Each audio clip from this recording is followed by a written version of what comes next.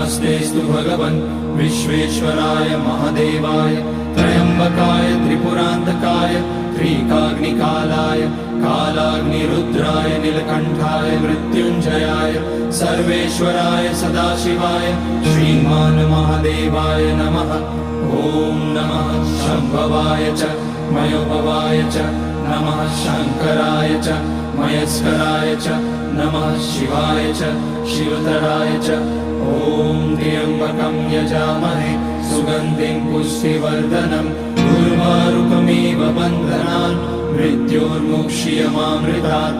नागेन्द्रहाराय त्रिलोचनाय भस्माङ्गराय महेश्वराय नित्याय शुद्धाय दिगम्बराय तस्मै नकाराय नमः शिवाय।